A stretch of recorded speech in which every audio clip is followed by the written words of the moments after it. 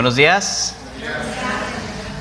Como siempre es un grande gozo el poder estar reunidos para adorar a nuestro Dios, alabarlo en este tiempo que Él ha apartado. Y continuamos también con grande gozo en esta exposición de el libro de Apocalipsis.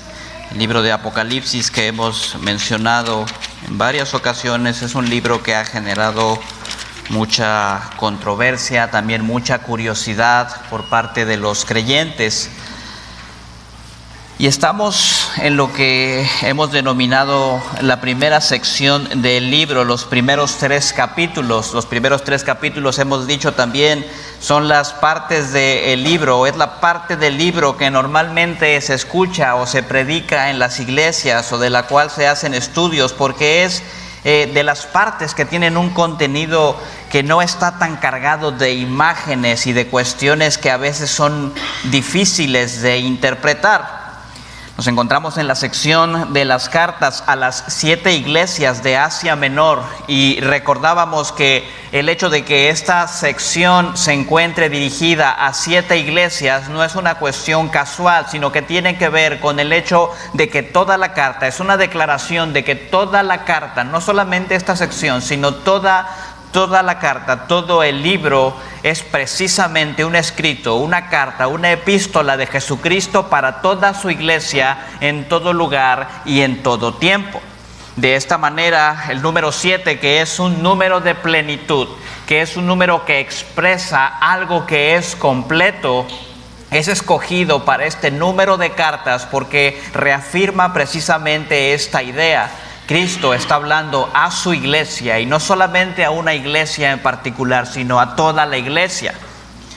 Dicho esto, es importante señalar que tiene su aplicación para la iglesia en particular a la cual estaba escribiendo el Señor Jesucristo por medio del apóstol Juan. Y el día de hoy llegamos a la carta escrita a la iglesia que se encuentra en Sardis.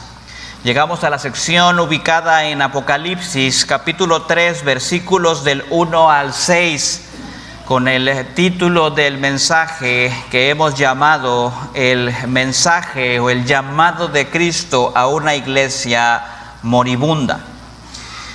Y vamos a buscar esta sección. Te pido que busques esta sección en tu Biblia, Apocalipsis capítulo 3, versículos del 1 al 6. Y ponte de pie, por favor, y acompáñame para que leamos juntos esta sección de la Escritura en Apocalipsis capítulo 3, versículos del 1 al 6. Apocalipsis capítulo 3, versículos del 1 al 6, leyendo de la traducción de la Biblia de las Américas. Dice de la siguiente manera: y escribe al ángel de la iglesia en Sardis, el que tiene los 7 espíritus de Dios y las 7 estrellas, dice esto: yo conozco tus obras, que tienes nombre de que vives, pero estás muerto. Ponte en vela y afirma las cosas que quedan, que estaban a punto de morir, porque no he hallado completas tus obras delante de mi Dios. Acuérdate pues de lo que has recibido y oído, guárdalo y arrepiéntete. Por tanto, si no velas, vendré como ladrón, y no sabrás a qué hora vendré sobre ti. Pero tienes unos pocos en Sardis, que no han manchado sus vestiduras, y andarán conmigo vestidos de blanco, porque son dignos. Así el vencedor será vestido de vestiduras blancas, y no borraré su nombre del libro de la vida, y reconoceré su nombre delante de mi Padre y delante de sus ángeles. El que tiene oído, oiga lo que el Espíritu dice a las iglesias. Les invito a que oremos. Señor Dios y Padre, gracias le damos por este tiempo que nos permite tener. Gracias por esta celebración en este día que usted nos ha regalado, Padre. Y ahora cuánto le suplicamos que sea con nosotros y que usted nos ayude para que por medio de su palabra su pueblo sea edificado, Señor. Que la verdad de su palabra sea aplicada a nuestros corazones, que el consuelo de su gracia y su misericordia y que el llamado al arrepentimiento obren en nuestros corazones y que todo sea para su gloria, Padre. Le pedimos que, yo le suplico, Padre, que en este mensaje usted solo deje aquello que es de su palabra para que sea un mensaje de Jesucristo para su iglesia, tal como es presentado en esta carta. A usted oramos, Padre, y suplicamos, porque reconocemos que solamente usted puede hacer la obra en nosotros y clamamos a usted en Cristo Jesús, el Señor de la iglesia. Amén. Pueden ocupar sus lugares.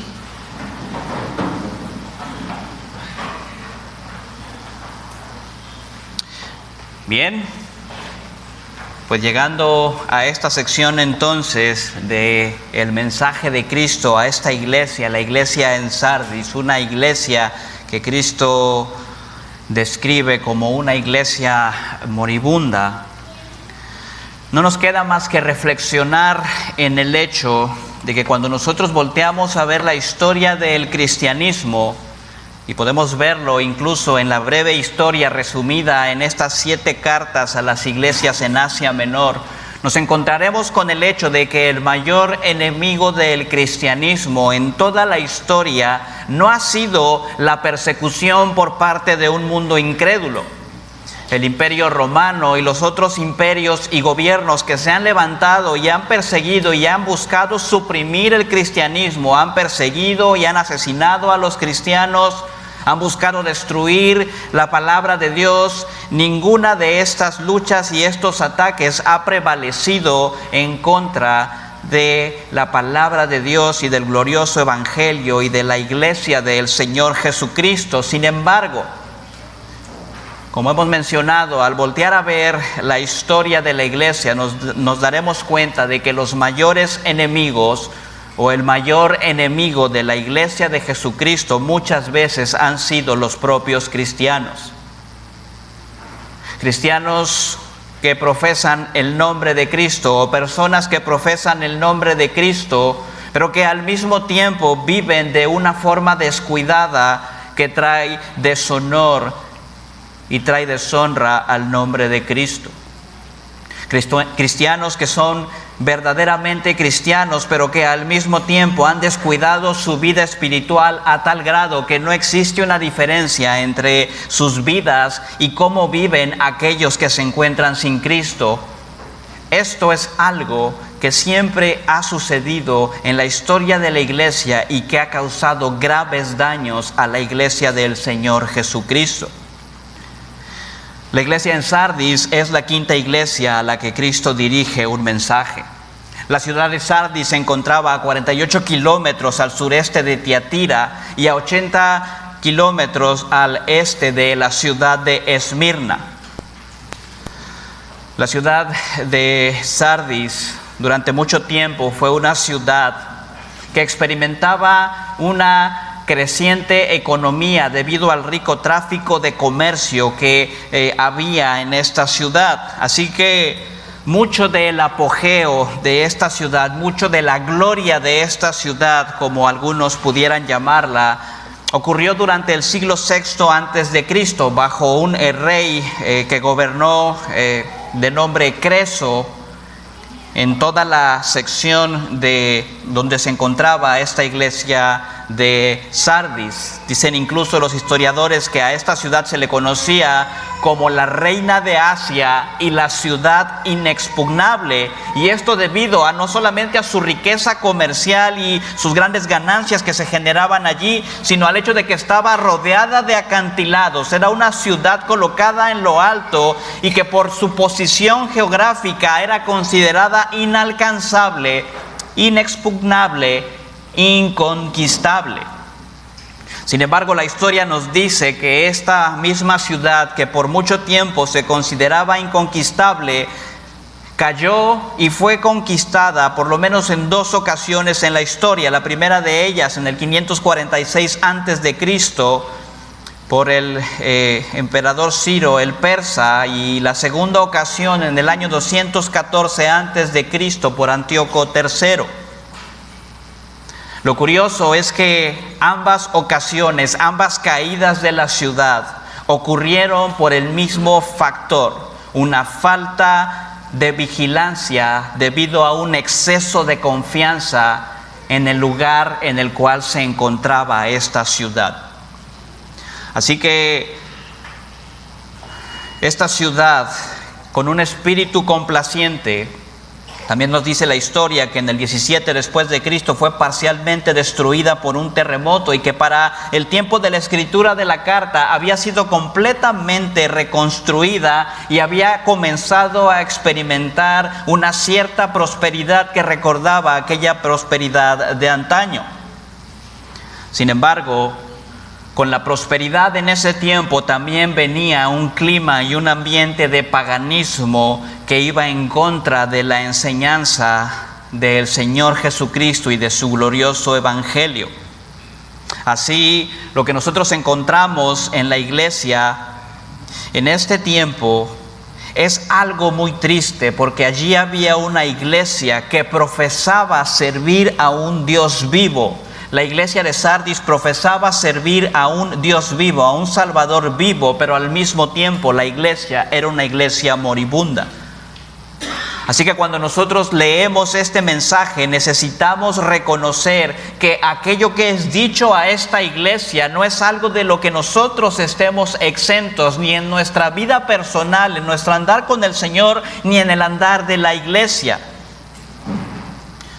Podemos decir que no estamos muriendo como la iglesia en Sardis, o podemos decir que lo estamos haciendo, pero en cualquier caso necesitamos este mensaje, porque si no está ocurriendo es algo que puede ocurrir como iglesia y en nuestra vida personal con el Señor, en nuestro andar en Cristo. Así que nosotros vamos a ver 3 puntos de cómo trata y cómo se dirige el Señor a esta iglesia de Sardis. Y vamos a hacerlo mediante la confrontación que hace el Señor Jesucristo. Después veremos el llamado que hace el Señor Jesucristo a esta iglesia y veremos también la recompensa que el Señor promete a esta iglesia. Vamos a ver primeramente entonces la confrontación o la evaluación que hace el Señor Jesucristo en los versículos del 1 al 2. Y dice la palabra de nuestro Dios: escribe al ángel de la iglesia en Sardis, el que tiene los 7 espíritus de Dios y las 7 estrellas, dice esto: yo conozco tus obras, que tienes nombre de que vives, pero estás muerto. Cuando nosotros leemos estas declaraciones del Señor Jesucristo y las juntamos con el contexto histórico en ese tiempo en la ciudad de Sardis, nos damos cuenta de que Sardis era una iglesia con una gran reputación. A eso se refieren las palabras: tienes nombre de que vives, tienes una gran reputación. No encontramos en esta carta ni en el registro de la historia acusación o llamados por falsas doctrinas. No se advierten, como en los casos anteriores, contra la doctrina de Balaam o de los Nicolaitas, ni se confronta a ninguna Jezabel en medio de la iglesia.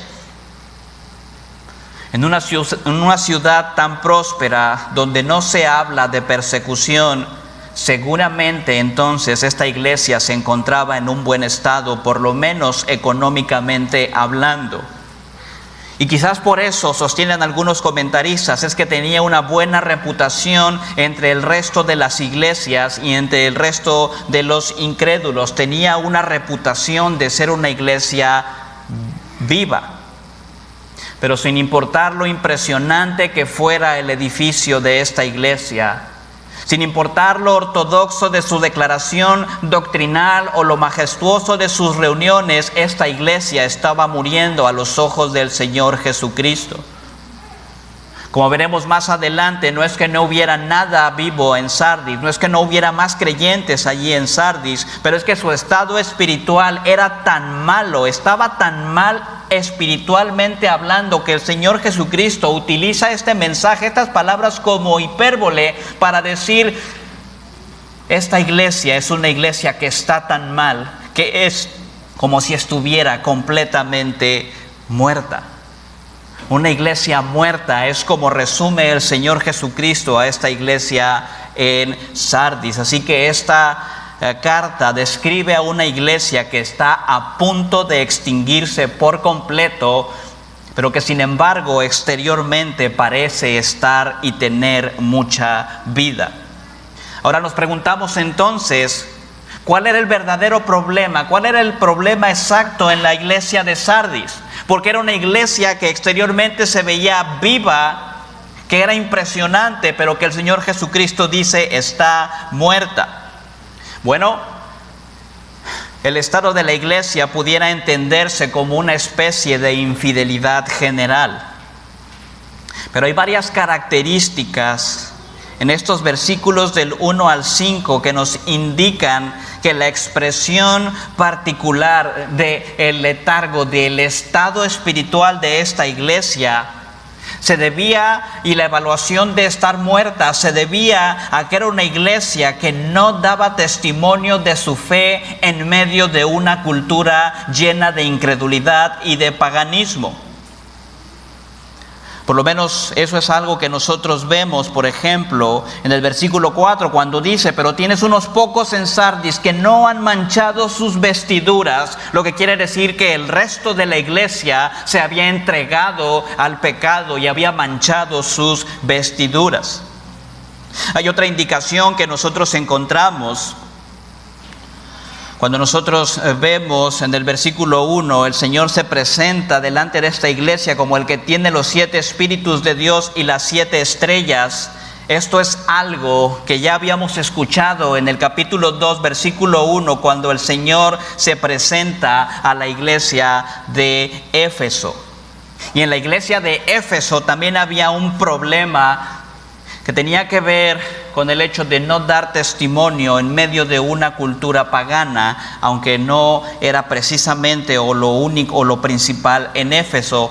Pero por esto nosotros podemos concluir que este mismo problema de no dar testimonio de la santidad de Dios, de no dar testimonio de la predicación del Evangelio en medio de una cultura pagana, era lo mismo que estaba ocurriendo en esta iglesia en Sardis, y por eso el Señor la describe como una iglesia muerta. Podemos solamente suponer que este tipo de entregas ante la cultura pagana se debía en parte a las presiones de la sociedad. Los cristianos en Sardis, para decirlo de una manera más clara, si ellos hubieran mantenido un perfil cristiano alto en medio de esta ciudad incrédula, habrían sufrido persecución de varios tipos. Y estaríamos escuchando una descripción quizás no muy diferente de aquella que ya escuchamos en las cartas anteriores.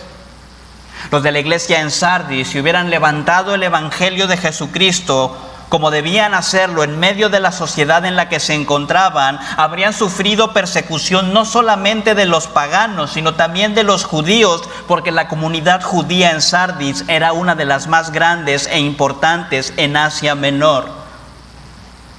Cuando nosotros regresamos a las cartas a Esmirna y a Filadelfia y encontramos que se menciona la sinagoga de Satanás, los que dicen ser judíos y no lo son, pero Sardis no sufrió oposición alguna, ni de parte de los judíos, ni de parte de los paganos. Amados hermanos, esto solamente nos lleva a la conclusión de que el evangelio que los cristianos proclamaban en la iglesia de Sardis y el evangelio que aplicaban a sus vidas era un evangelio demasiado débil. Era tan débil su forma de vivir su cristianismo, era tan débil su proclamación del evangelio que no resultaba ofensivo ni siquiera para los judíos. Así que el evangelio que los que habitaban en Sardis escuchaban de los cristianos no significaba ninguna amenaza ni confrontaba ninguna creencia de las religiones paganas y tampoco de aquello que proclamaban los judíos. Así que de las 7 iglesias que nosotros encontramos descritas en esta sección, Sardis era una de las más débiles en cuanto a su fervor espiritual.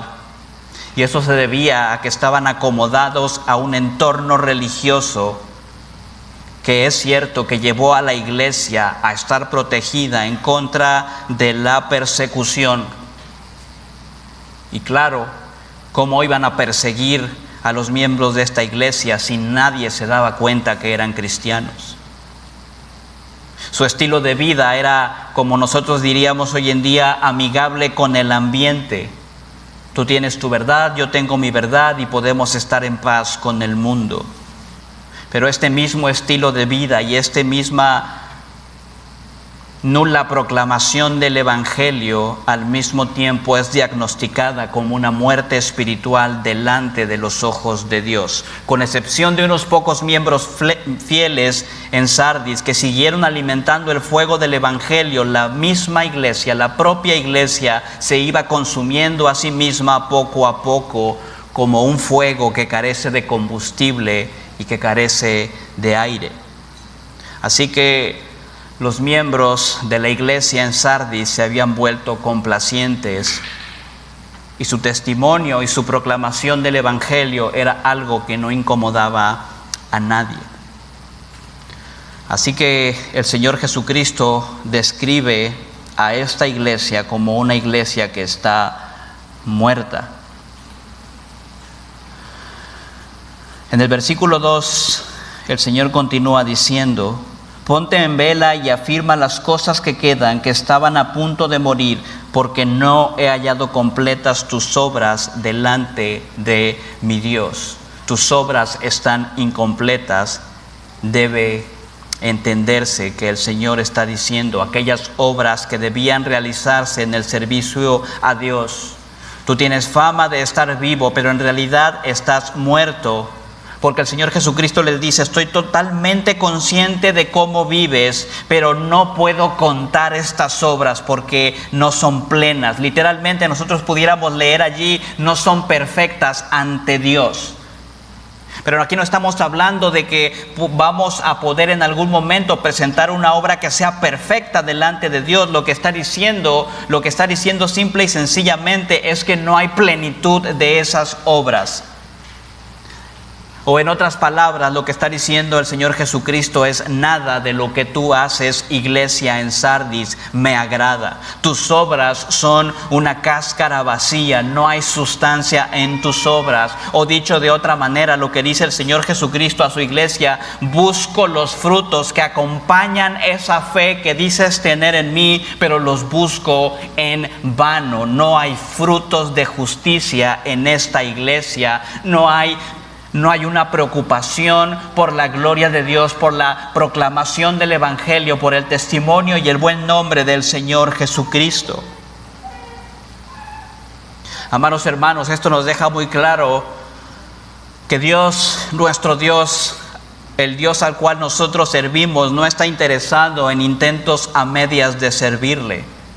Si tú recuerdas, el resumen de su ley de los propios labios del Señor Jesucristo es: amarás al Señor tu Dios con todo tu corazón, con toda tu mente y con toda tu alma. La iglesia en Sardis era una congregación que tenía fama de estar viva, que es probable que tuviera una buena posición financiera, es probable que fuera una iglesia con una comunidad influyente en el medio en donde vivían, que la hacía parecer una iglesia relevante y llena de vida espiritual. Amados hermanos, lo que nosotros vemos en esta iglesia es que era una iglesia que estaba demasiado preocupada por los elogios de los demás. Estaba demasiado preocupada por lo que los demás pudieran ver y pudieran decir.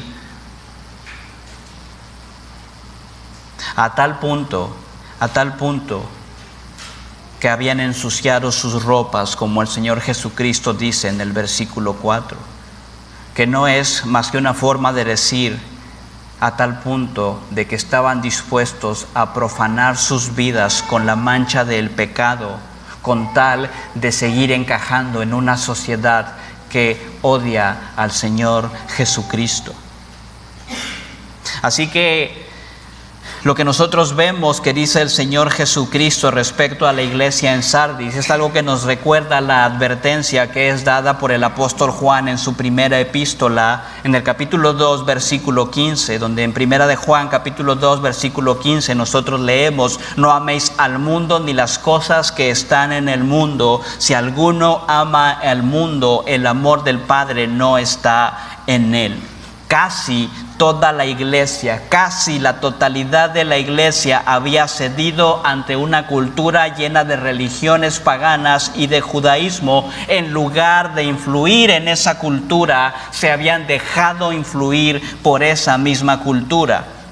La iglesia en Sardis entonces se había convertido en nada por no contribuir, por no saber contribuir, por no esforzarse por contribuir para el progreso del Evangelio. Jesús dijo, el Señor Jesucristo dice de la iglesia de Éfeso, cuando los confronta de una manera similar, que si no se arrepienten, Él les quitaría el candelabro, es decir, que dejarían de ser iglesia, dice en el capítulo 2, versículo 5, y de la misma forma, Sardis dejaría de ser iglesia a menos que esos pocos que se encontraban todavía fieles dieran pruebas de un verdadero arrepentimiento.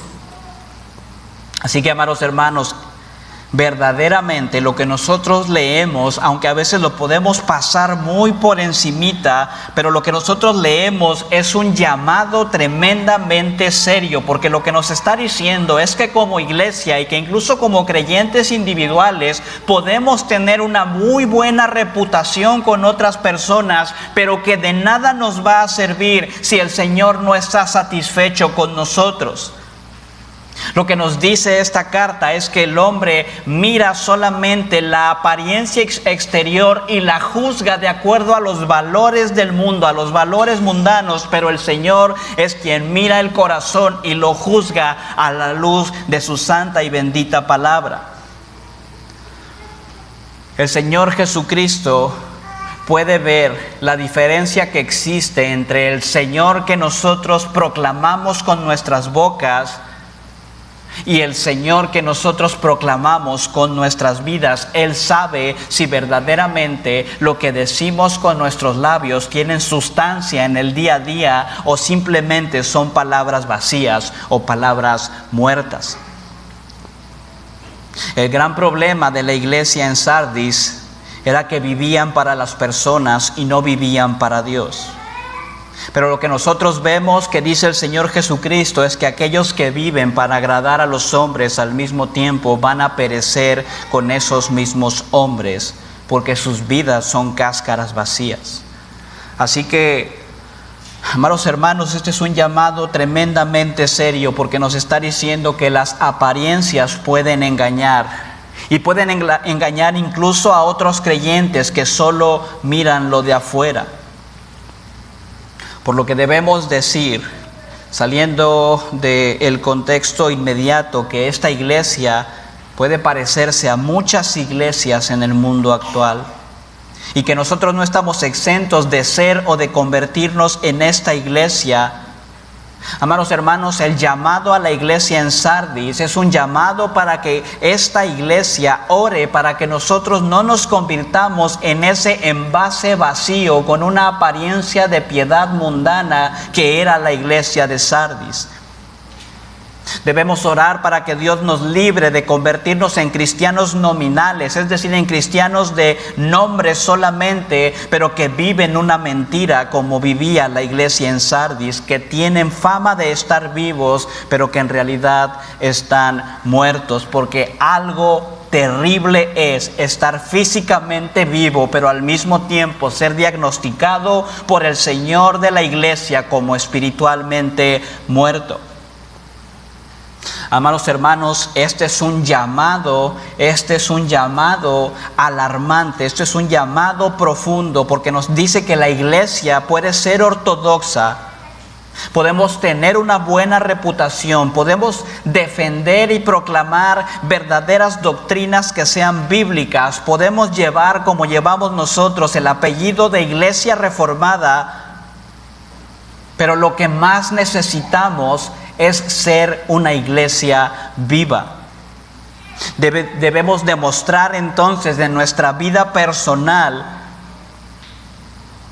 que somos una iglesia que aspira a la santidad, que aspira y que lucha por servir al Señor Jesucristo, que es el Señor de la iglesia. Cuánto autenticidad necesita nuestro cristianismo en nuestros estilos de vida. Cuánta autenticidad, cuánta genuinidad necesita nuestro cristianismo para estar separados del mundo y dedicados al Señor Jesucristo. Cuánta sustancia espiritual necesitamos en nuestra ortodoxia para que el Señor no nos diagnostique como una iglesia que parece que está viva, pero en realidad está muerta. Pero como nosotros vemos en esta iglesia, entre esas humeantes cenizas de lo que algún día fue un abundante fuego, había todavía unas pocas brasas. Y el remedio para esta iglesia moribunda, a pesar de su deplorable estado, es algo que el Señor Jesucristo ofrece, no solamente a esta iglesia, sino a cada uno de los creyentes en todo el mundo y en todo tiempo. El remedio para esta iglesia moribunda tenía que comenzar con el remanente piadoso que aún quedaba allí. Mira lo que dice el Señor Jesucristo en el capítulo 3, versículo 4. Pero tienes unos pocos en Sardis que no han manchado sus vestiduras. Tienes algunos nombres, literalmente. Lo que quiere decir es que el Señor los conoce personalmente a cada uno de ellos. Tienes algunos nombres que no han profanado sus vestiduras. El Señor quiere trabajar con estas pocas personas para cambiar y avivar a esta iglesia. Y esto es lo que el Señor siempre ha hecho. Desde Génesis capítulo 6, pasando por Génesis 19, pasando por diferentes pasajes en la historia bíblica, el Señor siempre obra por medio de un pequeño remanente y de allí Él hace cosas que son majestuosas. El Señor Jesucristo dice en Lucas capítulo 12, versículo 32, no temas, rebaño pequeño, porque vuestro Padre ha decidido daros el reino. Había fieles en Sardis que aún no habían profanado sus ropas. Pero al mismo tiempo esta carta nos dice que incluso ellos comenzaban a caminar despreocupadamente. Y el mandato de Jesús, el remedio que el Señor Jesucristo, el llamado que Él hace es un llamado a vigilar aquello que todavía quedaba con vida en esa congregación. Y mira cómo hace el Señor Jesucristo este llamado. Dice en el versículo 2, ponte en vela y afirma las cosas que quedan, que están a punto de morir.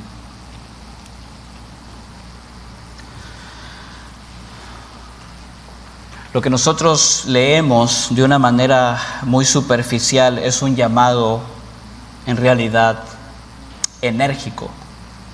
Es como si el Señor estuviera hablando con esta iglesia y de repente dijera, ponte alerta, como para tratar de despertar a esta iglesia de una manera repentina. El primer mandato que el Señor hace a esta iglesia moribunda es un llamado a permanecer vigilantes.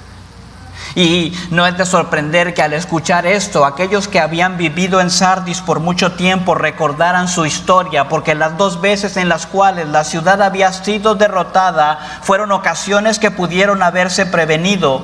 Sin embargo, esta ciudad cayó en su historia porque dejaron sin guardia los muros de la ciudad, porque estaban completamente confiados en que nada les podía pasar y dejaron de velar.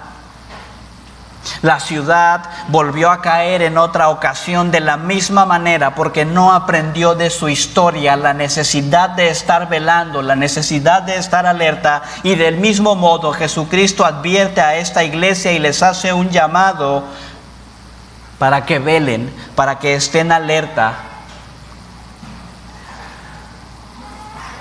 Jesucristo dice, continúa diciendo en el versículo 3, por tanto, si no velas, vendré como ladrón y no sabrás a qué hora vendré sobre ti.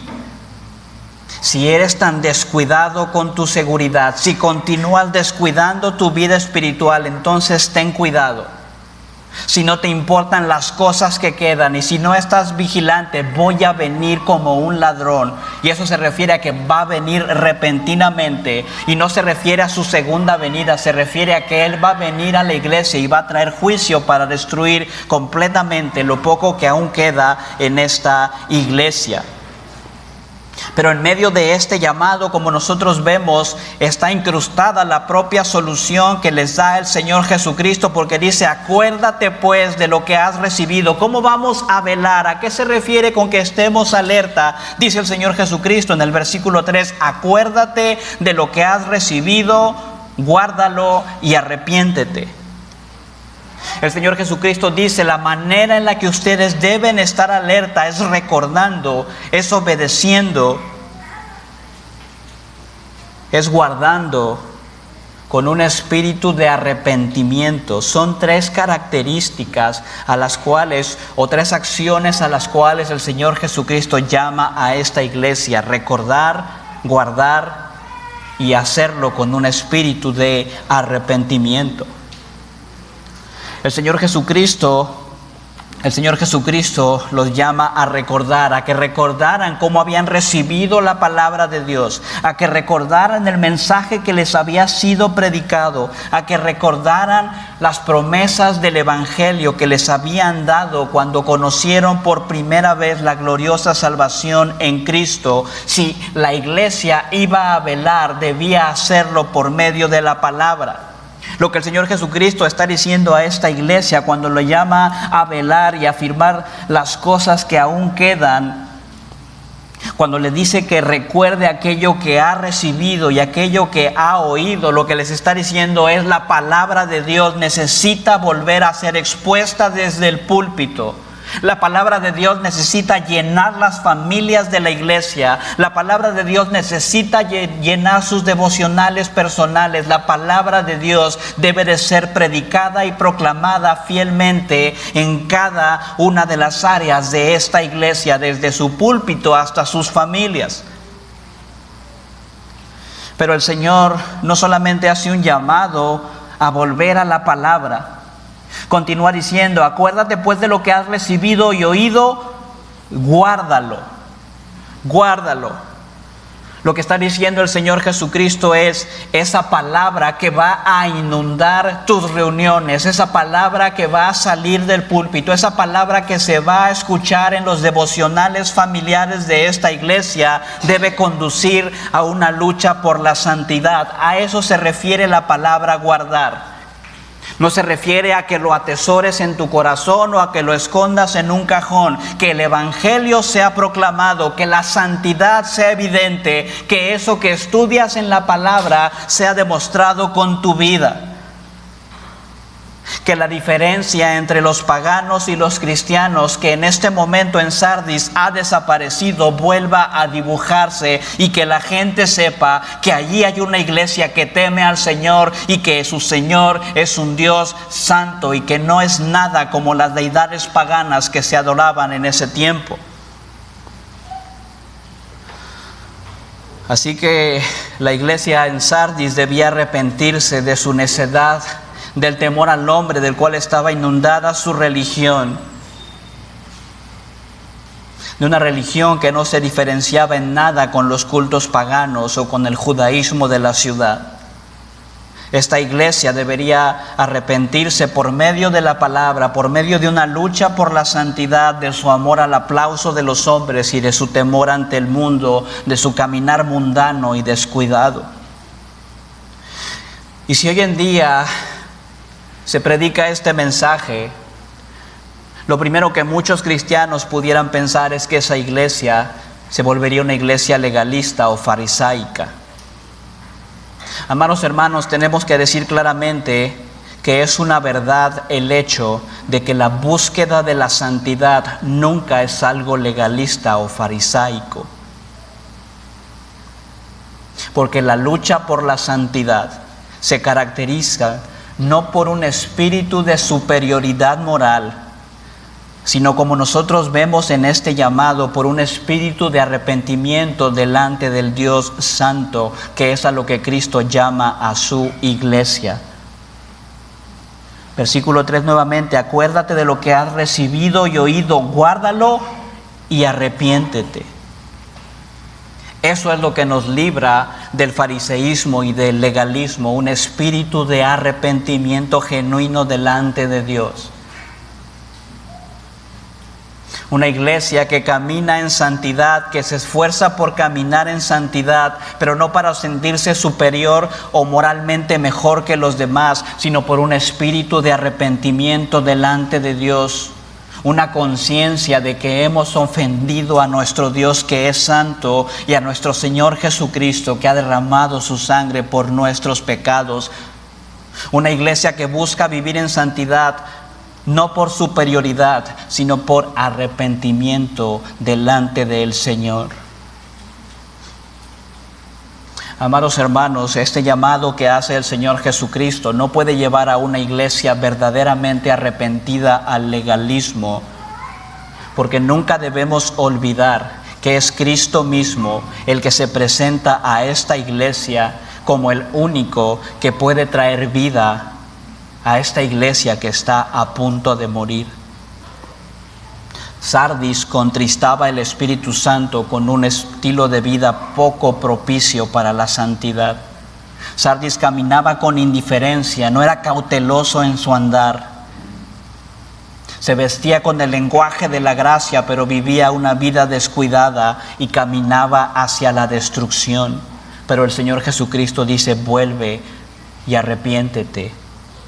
Recuerda las cosas que has recibido, recuerda lo que has oído, recuerda el mensaje del Evangelio, vuelve a la palabra y obedece. Y amados hermanos, cuando esto se hace, el volver a la palabra y el obedecer con un espíritu de arrepentimiento, eso es algo, amados hermanos, que solo puede venir por la obra del Espíritu Santo en el corazón de cada uno de sus hijos.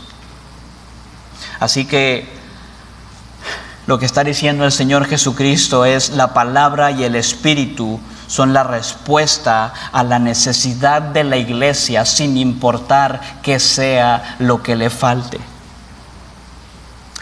Preguntémonos, amados hermanos, ¿quién aparte del Espíritu Santo podría hacer que una iglesia como Sardis recordara la palabra de verdad que había perdido?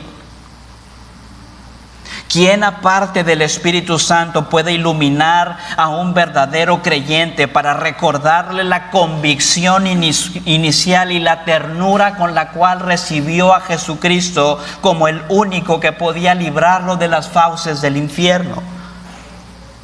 Solamente el Espíritu Santo puede llevarnos a un verdadero arrepentimiento.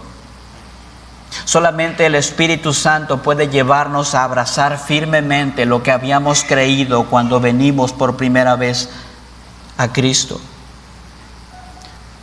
Solamente el Espíritu Santo, solamente el recordar y obedecer con arrepentimiento en el corazón por medio del Espíritu Santo nos puede librar de un espíritu de fariseísmo o legalismo. Pero las palabras de Cristo, amados hermanos, son una gran esperanza, porque Cristo afirma no solamente el deplorable estado espiritual de la iglesia, no solamente les llama a hacer algo, sino que Cristo mismo les dice: en mí tienen todo lo que necesitan para volver a ser una iglesia viva.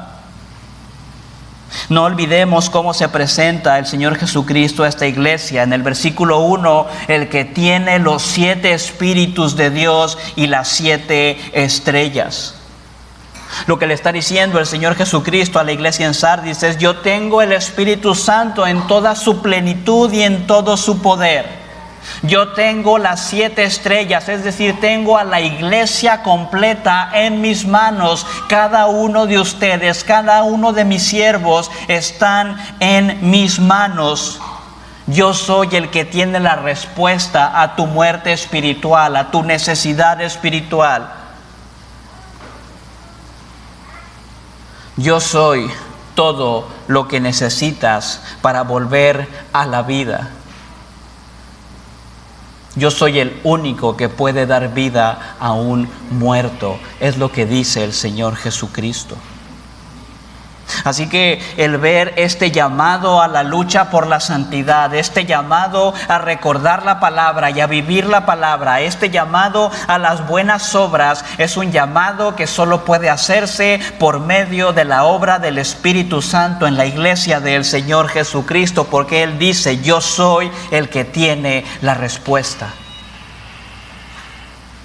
No volteamos a ver a nuestro propio esfuerzo. No veamos en este llamado un llamado de Cristo a esforzarnos más en nuestras propias fuerzas. Es un llamado de Cristo a volver a su palabra, a obrar en su palabra, pero con un espíritu de arrepentimiento que solo puede venir de un corazón que es quebrantado por la obra y la gracia del Espíritu Santo y que es empoderado por el Espíritu Santo para vivir para la gloria de Dios, no por temor al castigo, sino por amor a aquel que le ha salvado. Y eso, amados hermanos, no es legalismo. Eso es verdadero cristianismo. Pero además el Señor Jesucristo promete una gloriosa recompensa a ese pequeño remanente en Sardis, a quienes llama a esforzarse en este llamado que les hace, no en sus propias fuerzas, sino solamente por medio de la obra del Espíritu Santo. Dice en el versículo 5: así el vencedor será vestido de vestiduras blancas, y no borraré su nombre del libro de la vida, y reconoceré su nombre delante de mi Padre y de sus ángeles. Un poquito más adelante un poquito más atrás, en el versículo 4 dice: tienes unos pocos en Sardis que no han manchado sus vestiduras y andarán conmigo vestidos de blanco. Amados hermanos, en todas partes nosotros reconocemos el color blanco, y especialmente en Apocalipsis, cuando se habla de una piedra blanca, una nube blanca, un gran trono blanco, como un símbolo que representa festividad y victoria, como un símbolo de pureza. Lo que está diciendo es que aquellos que caminan con Cristo, recordando, guardando con espíritu de arrepentimiento, se encuentran cubiertos por la justicia de Cristo. Los que recuerdan y regresan con espíritu de arrepentimiento van a caminar de blanco, serán purificados, serán santificados por la obra del Espíritu Santo. Cristo dice algo que nos parece curioso cuando vemos aquí en el versículo 4: y andarán conmigo vestidos de blanco, es decir, cubiertos por mi justicia, porque son dignos. Porque son dignos. Si pudiéramos ponernos a pensar, ¿quiere decir que somos dignos en nosotros mismos? ¿Quiere decir que en nosotros mismos podemos adquirir esa blancura y esa pureza con la cual somos revestidos? La respuesta es no. Lo que el Señor Jesucristo está diciendo aquí es que Dios otorga sus dones en Cristo, porque Él conoce a los suyos.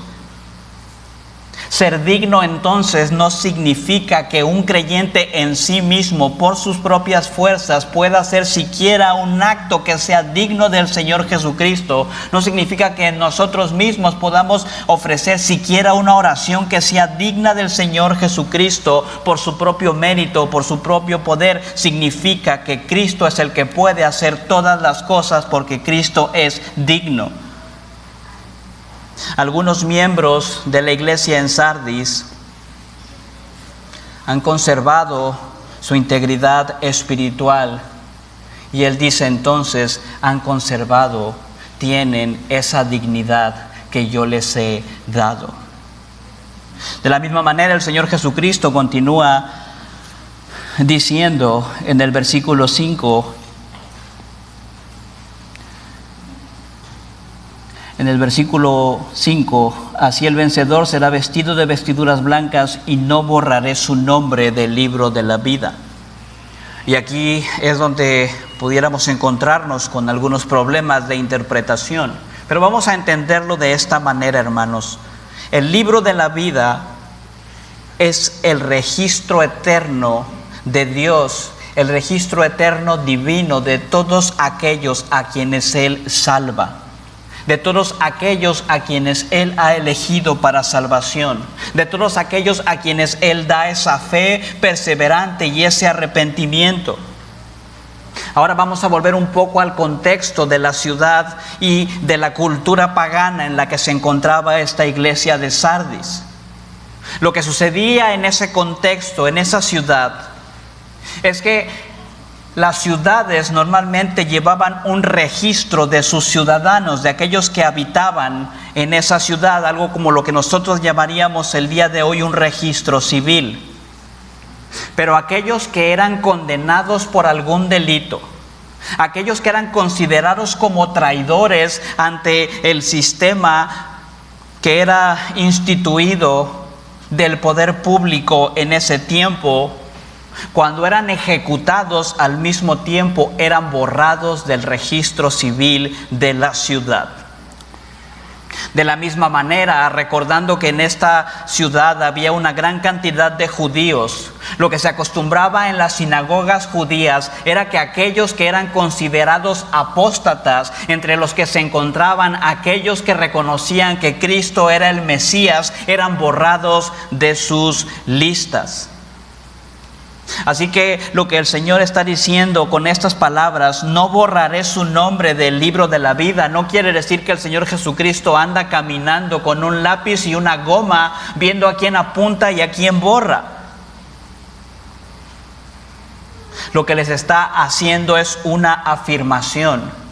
Lo que les está diciendo es, si ustedes continúan en esta fidelidad, pueden estar completamente seguros de que su recompensa eterna está segura por toda la eternidad. Lo que les está diciendo es, si por ser fieles a mí ustedes pierden su ciudadanía, pierden sus derechos civiles, pierden sus privilegios aquí en la tierra, nunca van a perder su ciudadanía en el cielo. Lo que está diciendo es, aquellos que perseveran en la fe, aquellos que buscan la santidad, aquellos que luchan con esa salvación que se les ha dado y que la cuidan con temor y temblor, nunca deben tener la condena eterna, porque su nombre nunca será borrado. Lo que está diciendo el Señor Jesucristo, lo que está diciendo el Señor Jesucristo a su iglesia es, aunque el mundo, aunque los judíos, aunque tu familia, aunque todos te borren de sus vidas por ser fiel a mí y a mi palabra, conmigo tú tienes la seguridad de que yo nunca te voy a borrar, porque tu recompensa es eterna.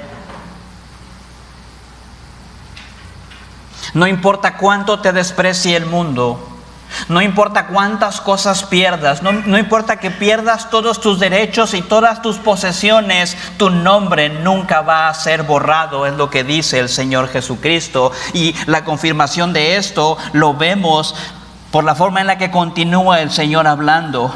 Y reconoceré su nombre delante de mi Padre. Literalmente, confesaré tu nombre delante de mi Padre.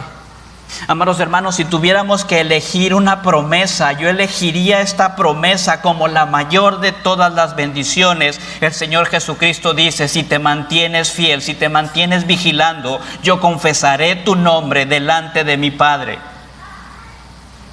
La intercesión de Cristo a nuestro favor, que Cristo confiese nuestro nombre delante del Padre, resume la mayor bendición para cualquier ser humano.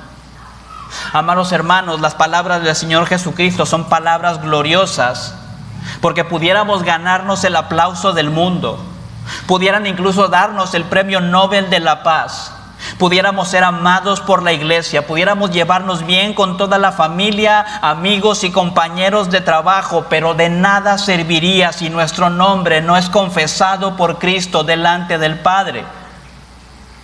Pero por otro lado, estas palabras nos dicen, podemos ser odiados por todo el mundo, Podemos ser despreciados incluso por familiares y amigos. Podemos vivir empobrecidos y tener carencias en esta tierra, pero nada de eso importa si al llegar delante de la presencia del Padre, como todos llegaremos, escuchamos nuestros nombres pronunciados de los benditos labios del Señor Jesucristo, que nos dice: bien, buen siervo y fiel.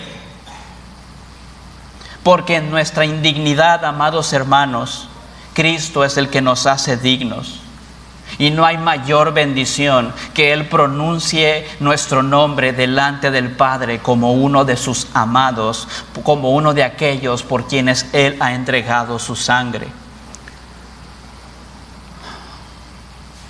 Estos son dones, estos son regalos, provienen de la gracia de Dios. Estas promesas que el Señor hace a la iglesia en Sardis. Pero, amados hermanos, nosotros, tanto como la iglesia en Sardis en ese tiempo, necesitamos caminar de una manera que sea digna de ese llamado que hemos recibido. Amados hermanos, los frutos de una vida en Cristo deben acompañar una confesión de fe que sea ortodoxa. Amado hermano, déjame decirte esto, porque no debemos olvidar que hombres incluso como Hitler profesaban ser cristianos, pero cuando tú veías su vida te dabas cuenta de que no había nada de cristianismo en ellos. Y esto es lo que encontramos en esta iglesia en Sardis, que nos está diciendo: aquello que decimos creer es tan importante como aquellas obras que hacemos. Así que a la luz de este llamado a la iglesia en Sardis, nosotros debemos examinarnos. Examínate a ti mismo, examinémonos a nosotros mismos. ¿Somos moribundos espirituales? ¿Estamos casi completamente muertos como los estaban algunos en Sardis? ¿Profesamos un cristianismo vacío o vivimos un cristianismo de vidas que aman al Señor Jesucristo y que luchan a muerte por la santidad? Amados hermanos, qué terrible es tener una reputación de ortodoxia, pero al mismo tiempo carecer de una vida vibrante y transformada por esa ortodoxia. No hay forma más vacía de vivir. Y no hay forma más trágica de morir que siendo alguien que profesa al Señor Jesucristo, pero a quien el Señor Jesucristo dice: apártate de mí, nunca te conocí. Así que preguntémonos, amados hermanos, ¿estamos vivos a través de Cristo? ¿Estás tú vivo a través de Cristo? ¿Está el Espíritu Santo obrando en tu corazón? ¿O es tu cristianismo solo una cáscara vacía, un nombre que no tiene una vida que lucha por la santidad? Amados hermanos, yo les pido que nosotros no oremos porque el mundo nos ame. Que nuestra oración no sea para que tengamos vidas tranquilas y sin sufrimiento. Que lo que anhelemos para nuestros hijos, para nuestras hijas, para aquellos que más amamos, no sea lo que el Señor anhela en estos tiempos: salud, dinero y amor.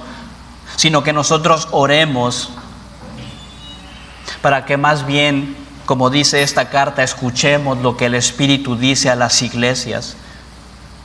Para que lo que más importe en nuestras vidas no sean cosas terrenales ni nuestra reputación. Oremos para que el Señor no nos recompense con lo que hemos hecho, sino con lo que Él ha hecho y que promete para aquellos que están en Cristo. Oremos para que Dios no nos dé descanso, que el Señor no nos permita descansar hasta que podamos profesar, hablar y vivir genuinamente por amor de Cristo y para la gloria de Dios. Amados hermanos, en esta carta nosotros encontramos una vez más esa antigua tensión entre la soberanía divina y la responsabilidad de cada uno de los seres humanos. Entre la soberanía del Señor que camina entre los 7 candelabros, el que tiene las estrellas en su mano, el que tiene la plenitud del Espíritu Santo, y aquel que nos llama a vivir para su gloria. Y el Señor llama a su iglesia a velar. El Señor llama a su iglesia a vigilar. Él es el único que puede ayudarnos, Él es el único que puede salvarnos, Él es el único que puede avivar nuestros corazones moribundos, pero Él nos llama y Él nos dice: yo lo voy a hacer mediante tu vigilancia. Y amados hermanos, estar en vela, vigilar, no implica solamente estar despierto. Implica tener un espíritu, una mente, un corazón que recuerda que está lleno de la palabra de Dios, que busca obedecer la palabra de Dios y que lo hace con un espíritu de arrepentimiento.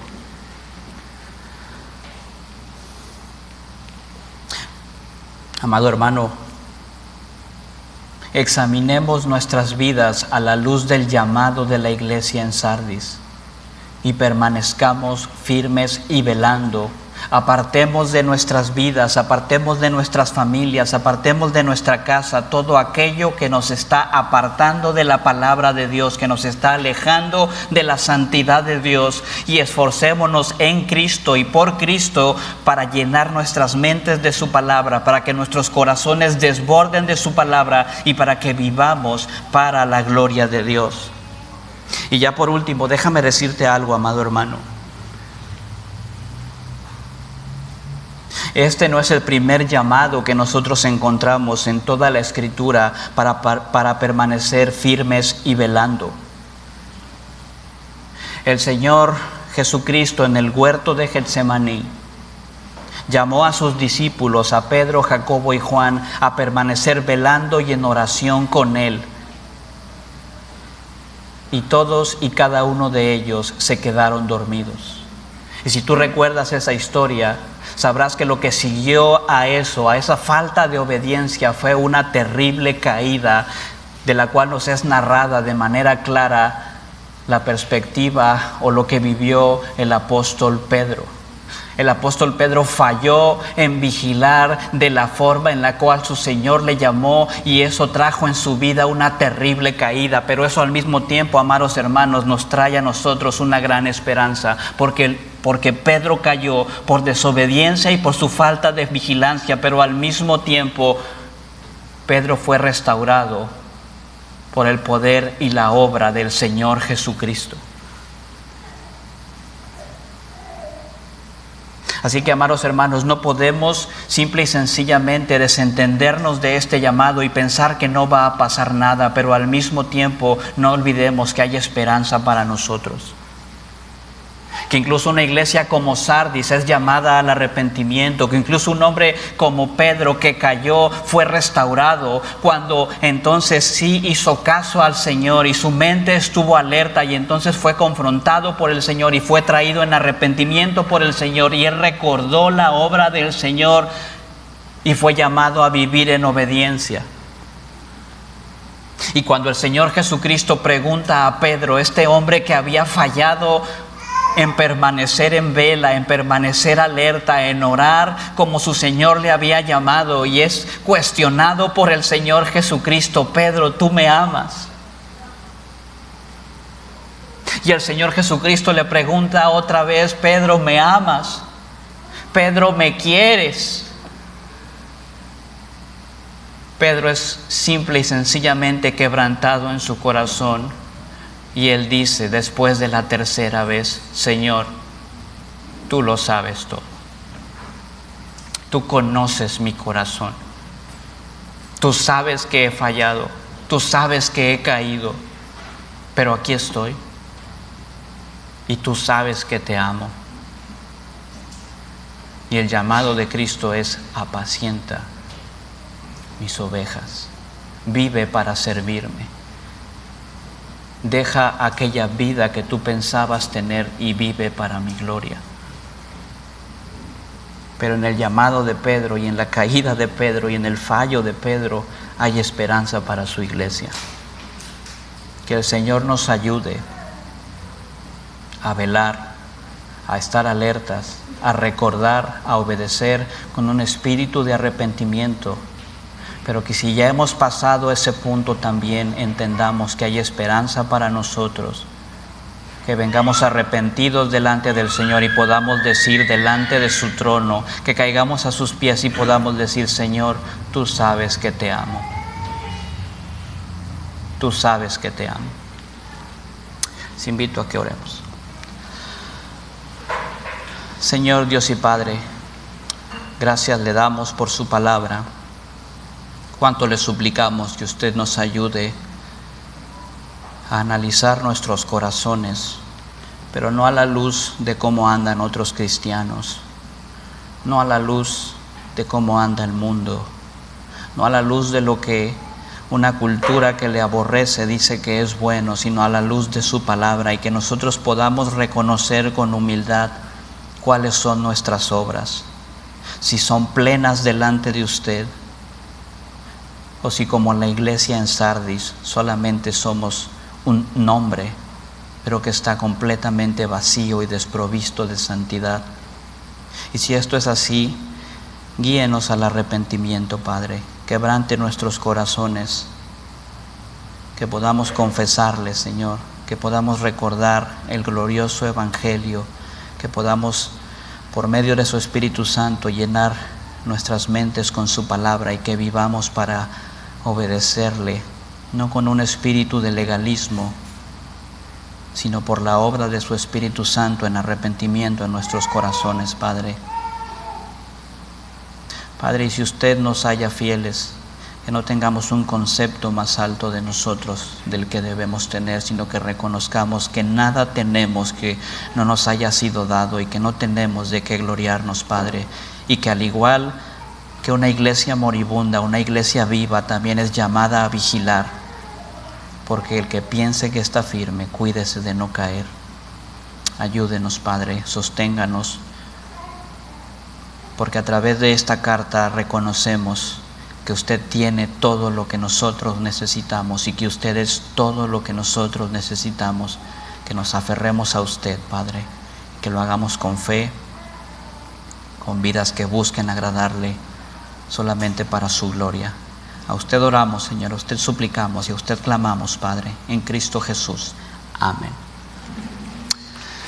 Bien, y hoy también tenemos la gran bendición de celebrar dos sacramentos, y voy a pedir al pastor Alex que pase, por favor, para oficiar el primero de ellos.